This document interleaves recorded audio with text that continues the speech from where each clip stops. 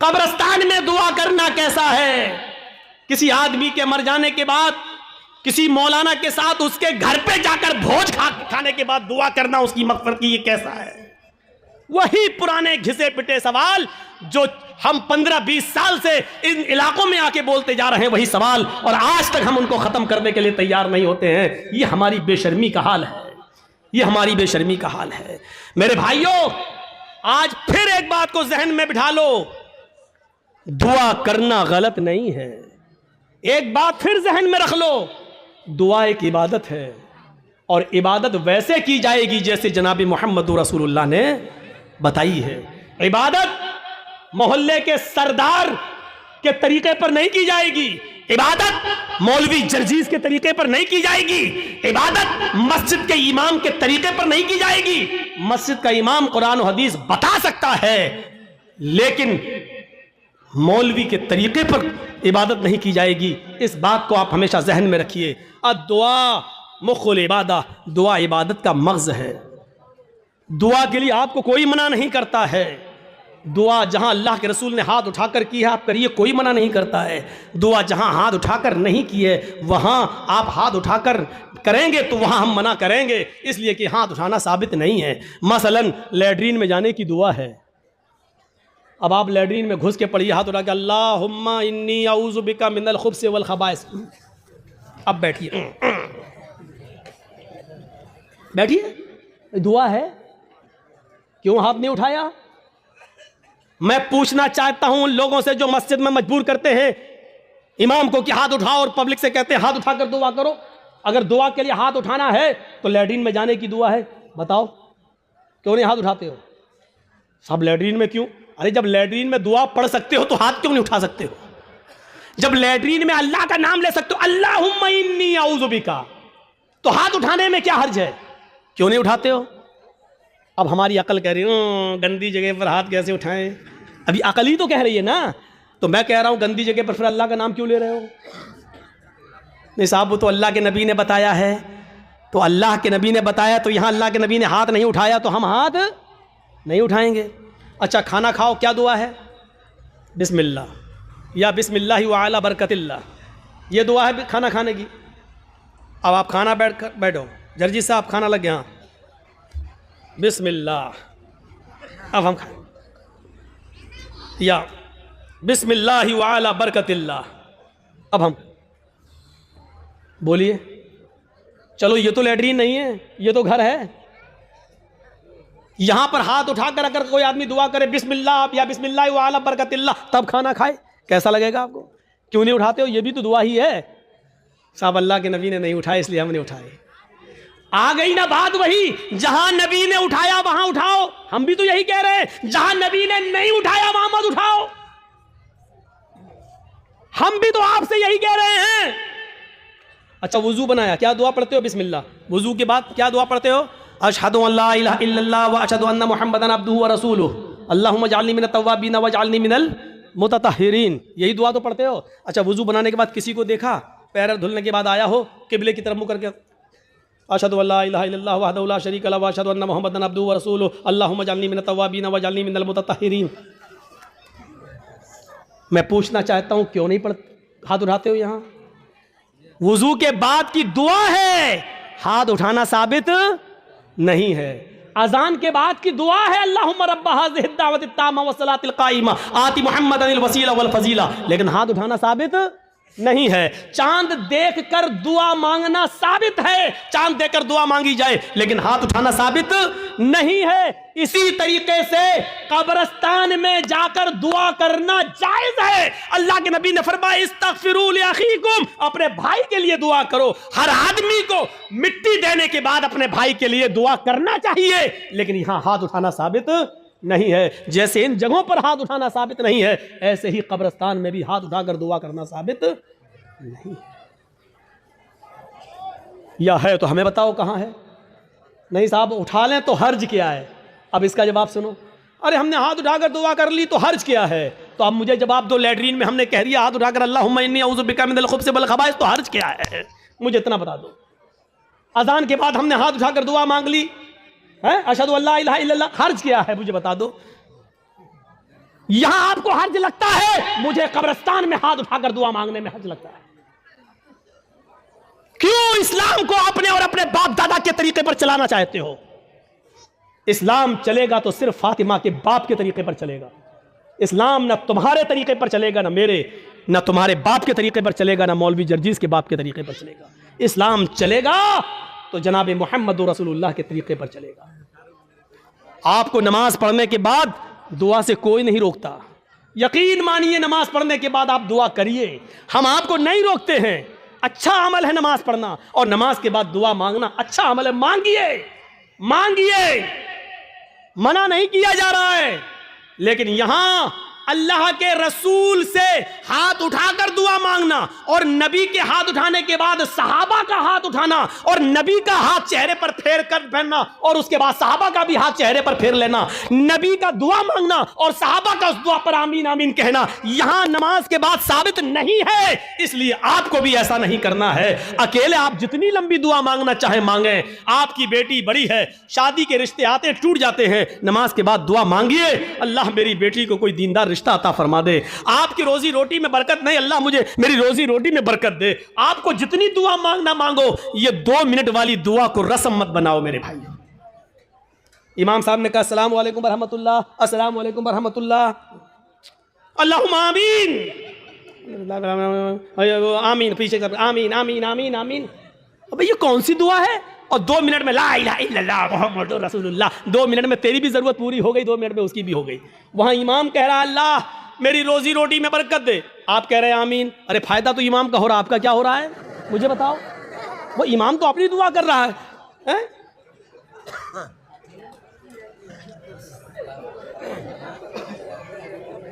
अब इमाम बेचारा कुंवारा है, शादी नहीं हुई है, इमाम कह रहा अल्लाह मुझे दीनदार लड़की अता फरमा दे, आप कह रहे हैं आमीन। फायदा तो इमाम का हो रहा, तुम्हारा क्या हो रहा है? अरे इमाम अपनी दुआ मांगे, तुम अपनी दुआ मांगो यार। इमाम की अपनी जरूरतें हैं, तुम्हारी अपनी जरूरतें हैं।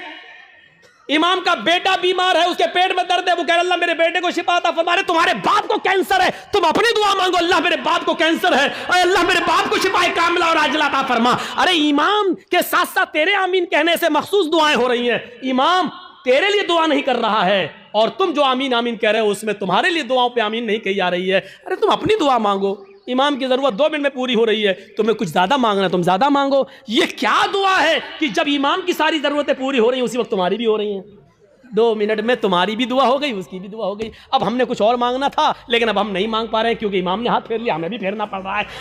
अब हमें कुछ और मांगना है। मेरी बीवी हमें कुछ समझती ही नहीं है, अब अल्लाह मेरी बीवी को मेरा फर्मा बरदार बना दे। अब इमाम तो हाथ फेर चुके हैं, अब कैसे दुआ मांगे? अब मांगना चाह रहे हैं लेकिन हाथ गिर भी नहीं रहे, लेकिन मजबूरी में फेरना पड़ रहा है।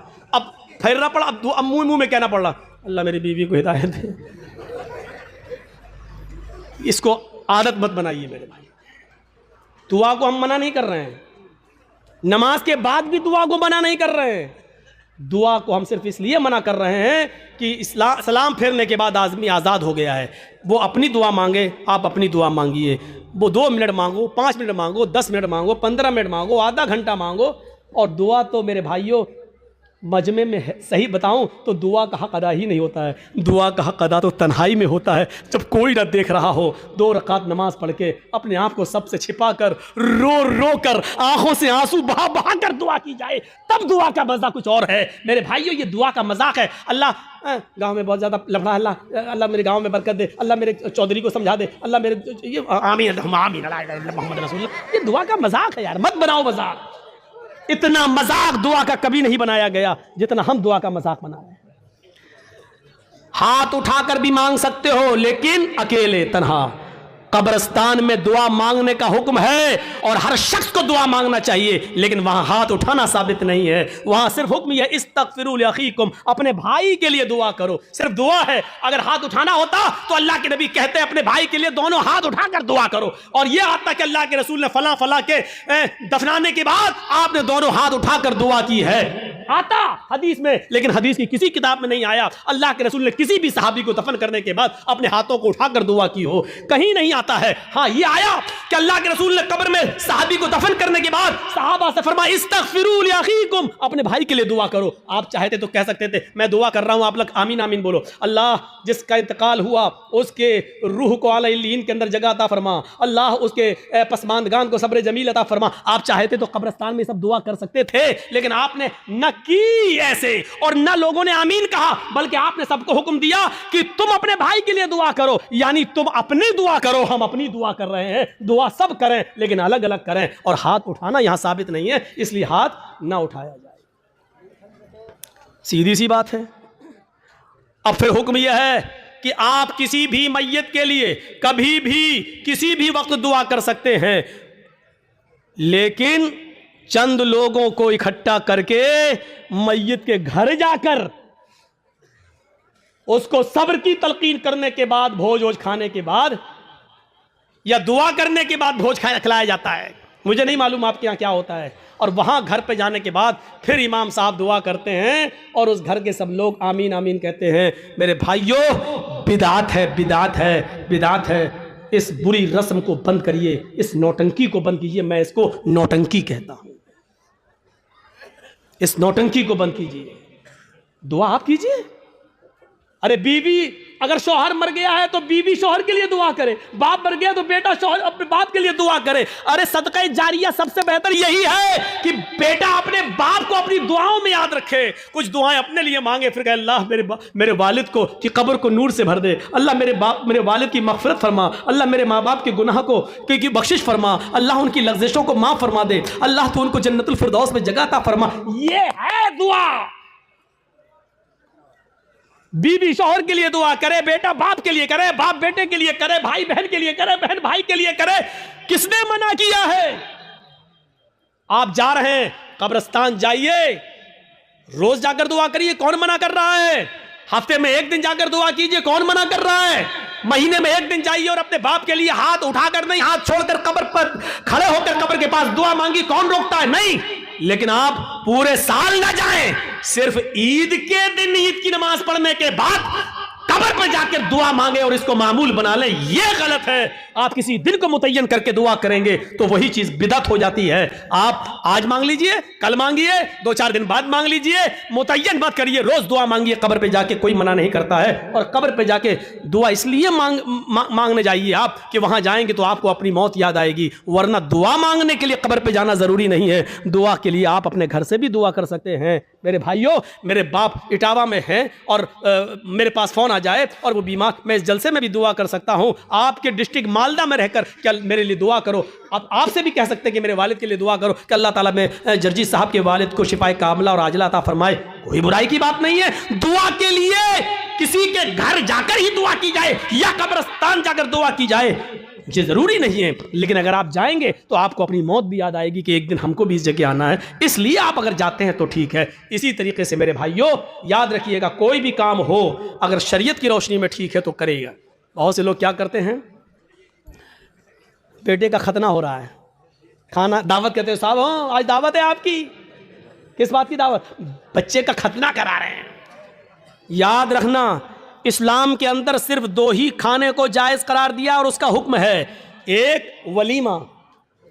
शादी के बाद बीवी जब घर पे आए तो उस बीवी के साथ एक रात गुजारने के बाद दूसरे दिन वलीमा करना। बहुत से लोग ये कहते हैं कि बीवी के साथ जब तक मुजामियत या हमबिस्तरी न कर ली जाए वलीमा नहीं। नहीं, बीवी आ गई, रात आप उसके साथ बैठ गए, 2-4 गुफ्तगू हो गई, बातें हो गई, बस हो गया। उसके बाद सुबह होकर आप वलीमा कर सकते हैं, जायज़ है आपके लिए। अगर सोहबत और हमबिस्तरी हो जाए तो और अच्छी बात है, ठीक है। उसके बाद दुआ करिए और वलीमा करिए, ठीक। एक तो वलीमा सुन्नत है। दूसरी बात सुन लीजिए, लड़की वाले के यहाँ खाने का कोई सबूत नहीं है। जिसको चोर और डाकू बन के जाना हो वो जाए। लड़की वाले को न खिलाने का हुक्म है, न लड़की वाले के यहाँ जबरदस्ती बैठकर खाने का हुक्म है, न शरीयत ने लड़की वाले को खिलाने का मुकल्लफ बनाया है। वलीमे को सुन्नत कहा है। एक सहाबी अल्लाह के नबी के पास आए, आपने देखा उनके कपड़ों पर कुछ पीलापन है, जाफरान लगी हुई है, खुशबू आ रही है। आपने कहा ये क्या? कहा अल्लाह के नबी शादी कर ली। अच्छा, सैयबा से या बाकिरा से, कुंवारी या शादीशुदा थी, तलाकशुदा? कहा अल्लाह के नबी बाकिरा तो नहीं है कुंवारी, लेकिन हाँ एक बेवा से शादी की जिसका शौहर इंतकाल हो चुका। ऐसा क्यों किया? कुंवारी से शादी करते। कहा अल्लाह के नबी मेरे माँ बाप का इंतकाल हो चुका है और वो इस दुनिया में नहीं है, मेरी छोटी छोटी बहनें हैं, मेरी छोटी छोटी बहनें हैं, मैंने सोचा कि एक ऐसी औरत से निकाह करूं जिसको बच्चे पालने की महारत हो, तजर्बा हो, ताकि वो मेरी बहनों की अच्छी तरबियत कर सके। इस मकसद से मैंने शादी की। आपने कहा अच्छा कोई बात नहीं, वलीमा किया? कहा नहीं। आपने कहा वलीमा करो, देखिए हुक्म है, औलिम वलौ बिशातिन, वलीमा करो, अगर ज़्यादा ताकत नहीं तो एक बकरी ही का करो, लेकिन करो। वलीमा करने से लोगों को पता चल जाएगा कि इसकी शादी हुई है, ये लोग नाजायज़ तरीके से नहीं रह रहे हैं, जायज़ तरीके से रह रहे हैं। वलीमे का हुक्म है, वलीमा करना चाहिए। एक ये खाना, उसका हुक्म मौजूद है। और दूसरा अकीका। अकीके की दो शक्लें होती हैं।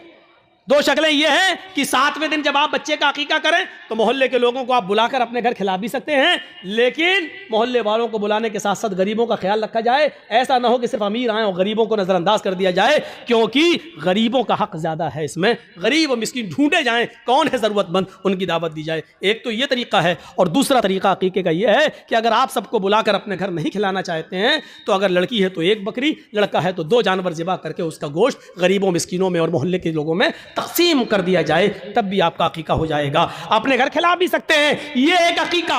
अकीके के अलावा, वलीमे के अलावा और कोई खाने का हुक्म और सबूत नहीं है हदीस के अंदर। यहां तक कि कोई हाजी हज करके आता है और वो खुशी में अपने गांव वालों को खिलाता है, इसका मतलब यह है कि वो अपने हज की रिया और नमूद कर रहा है, दिखावा कर रहा है, लोगों को यह बता रहा है कि देखो मैं हज करके आया हूं, इस खुशी में मैं लोगों को खाना खिला रहा हूं। हाजी को हज का खाना भी नहीं खिलाना चाहिए। अगर ऐसी इबादतों पर खाना खिलाना जायज़ होता तो फिर नमाजी को नमाज पढ़ के आने के बाद भी खिलाना जायज़ होता। फिर ईद की नमाज पढ़कर भी किसी को दावत दे तो उसकी दावत भी जायज़ होती। मेरे भाइयों, क्योंकि यह इबादत है और फिर इबादत पर फिर एक आम रस्म बन जाएगी। फिर ज़कात देने वाला ज़कात देने की खुशी में खिलाएगा, लो आज हमने 30 ज़कात दी। फिर रमज़ान का रोज़ा रखने के बाद, 30 रोज़े पूरे होने के बाद फिर लोग दावत दो, मैंने 30 रोज़े रख लिए। लो, हज भी एक इबादत है। जब इन इबादतों पर आप किसी को खाना नहीं खिलाते हैं तो हज पर भी आप किसी को खाना नहीं खिला सकते। जब हज जैसी इबादत पर खाना नहीं खिला सकते तो फिर खतने का खाना कैसे जायज़ हो सकता है? मेरे प्यारे साथियों, खतने का खाना जायज़ नहीं है, ना खतने की दावत जायज़ है। हाँ, अगर अकीके वाले दिन ही आप बच्चे का खतना कर रहे हैं तो लोगों को अकीके की दावत दीजिए, खतने की दावत मत दीजिए। और ये कहिए कि हमारे यहाँ अकीका हो रहा है, अकीके का खाना खाइए। अल्हम्दुलिल्लाहि नहमदुहु व नस्तईनुहु व नस्तगफिरुह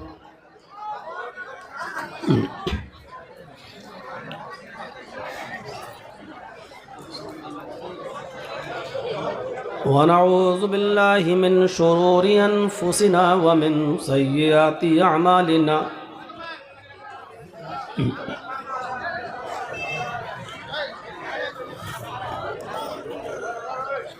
मन यहदिल्लाहु फला मुज़िल्ल लह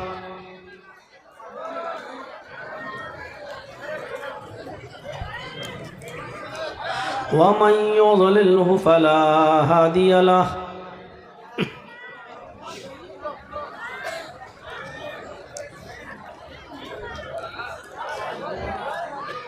व अशहदु अल्ला इलाहा इल्लल्लाह वहदहु ला शरीक लह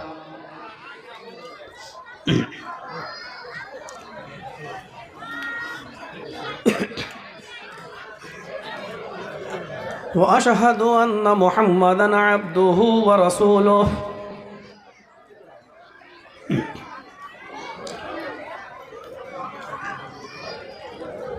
अम्मा बाद,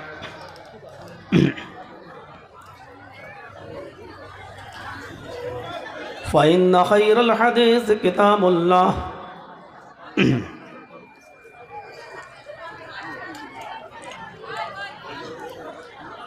व खैरल हदी हदी मुहम्मदिन सल्लल्लाहु अलैहि वसल्लम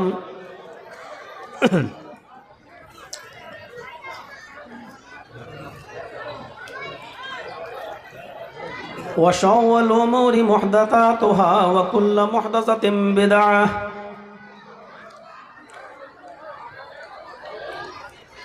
व कुल्लु बिदअतिन ज़लालह व कुल्लु ज़लालतिन फिन्नार।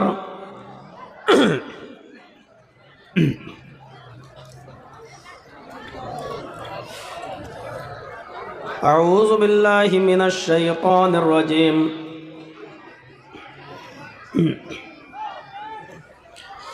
बिस्मिल्लाहिर रहमानिर रहीम।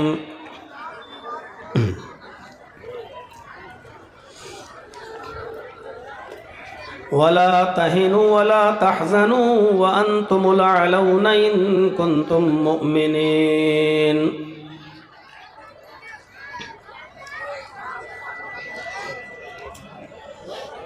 रब्बि इश्रह ली सदरी व यस्सिर ली अमरी वहलुल उक़दतम मिन लिसानी यफ़क़हू क़ौली।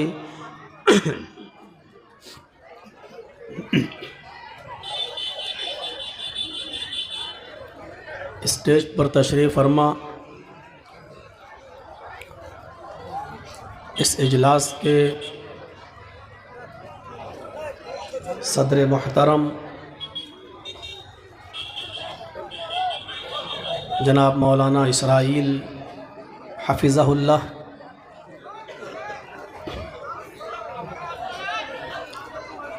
इस स्टेज पर बैठे हुए दीगर मुअज़्ज़ज़ और मुअक्कर उलमाए किराम,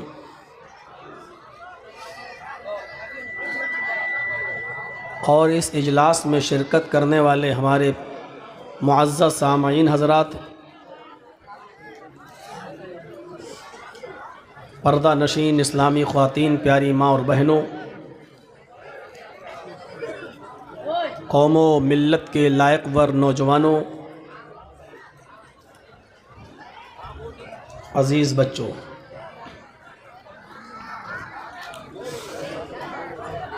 रात के 10:30 बजे तक आपने इस इजलास को बहुत ही अदब व एहतराम के साथ समाअत फरमाया है। मुख्तलिफ़ उलमाए किराम से उनके मुख्तलिफ़ उसलूब व लहजे में किताब व सुन्नत की बातें आपने सुनी हैं। मुख्तलिफ़ अनावीन पर उन्होंने आपके सामने अपनी बातें रखी हैं। अल्लाह से दुआ है कि इलाहुल आलमीन जो बातें कही जा चुकी हैं और जो बातें कही जा रही हैं, अल्लाह रब्बुल आलमीन हम कहने वालों को भी और सुनने वालों को भी अमल की पूरी पूरी तौफ़ीक़ अता फ़रमाए।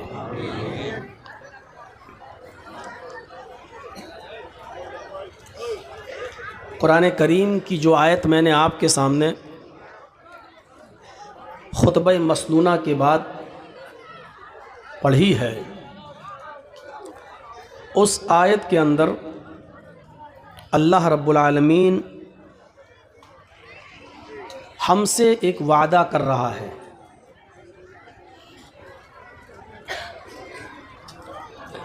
और वादा उसका ये है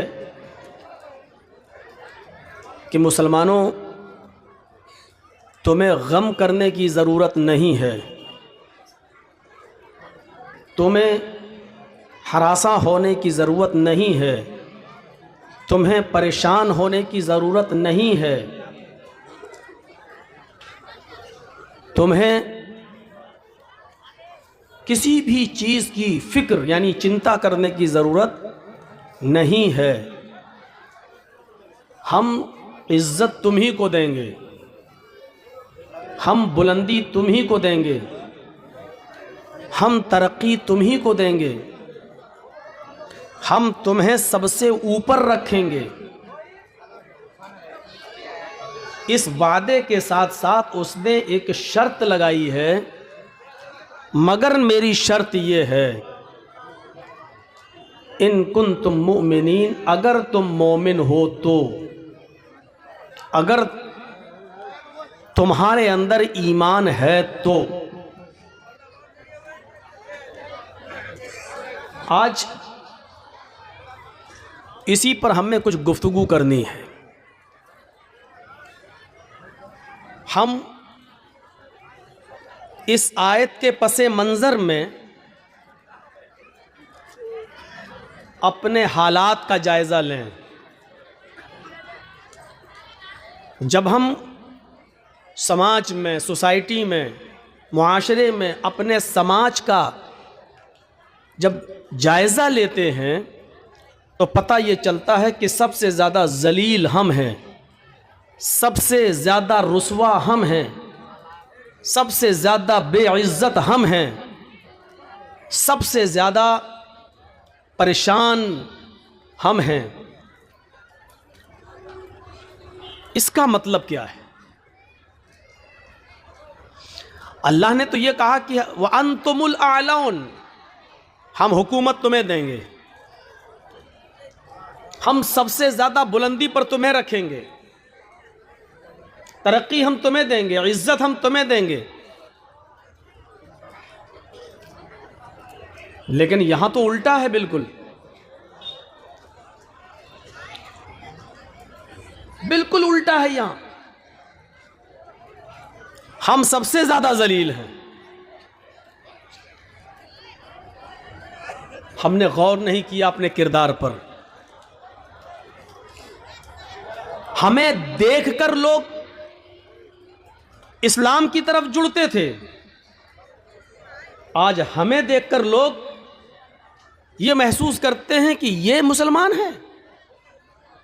क्या ये इस्लाम की दावत है? क्या ये इस्लाम की तालीम है? थोड़ा बहुत जो करीब होता भी है वो हमसे दूर हो जाता है।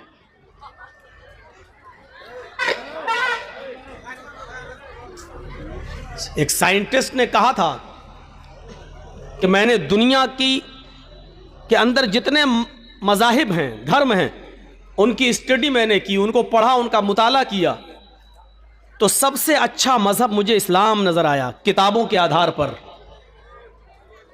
धर्म ग्रंथों को पढ़ने के बाद, मजहबी किताबों के पढ़ने के बाद सबसे अच्छा मज़हब हमें इस्लाम नज़र आया।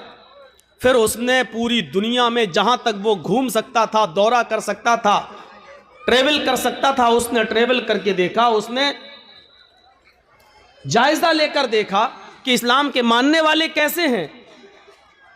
तो उसने बरजस्ता ये कहा कि जब मैंने किताबों को पढ़ा तो दुनिया का सबसे बेहतर मज़हब मुझे इस्लाम लगा, लेकिन जब मैंने दुनिया का दौरा किया तो मुझे बिगड़ी हुई कौमों में सबसे ज़्यादा बिगड़ी हुई और सबसे ज़्यादा बदकमाश कौम हमें मुसलमान नज़र आई। इस हकीकत का एतराफ़ हमें और आपको करना पड़ेगा। हमारा मज़हब सबसे अच्छा,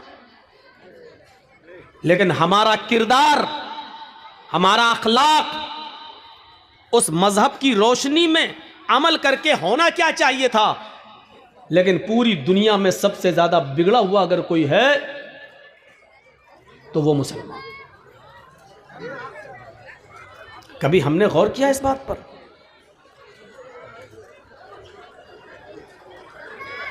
जरा तसव्वुर कीजिए, हम जायजा ले रहे हैं, हमें देखकर कौन हमारे करीब आएगा।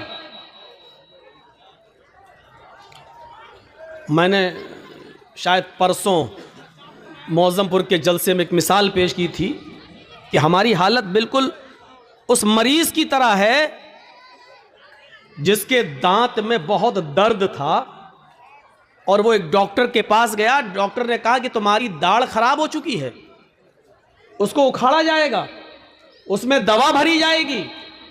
उसने कहा डॉक्टर साहब फीस क्या है? डॉक्टर ने कहा कि दांत देखने के बाद, दवा ववा सब बताने के बाद कि इतने की दवा आएगी, इतने दिन खाना पड़ेगी और फीस लेके सब 200 रुपये पड़ेंगे आप। उसने कहा ठीक है साहब, आप हमारी दाढ़ निकाल दीजिए।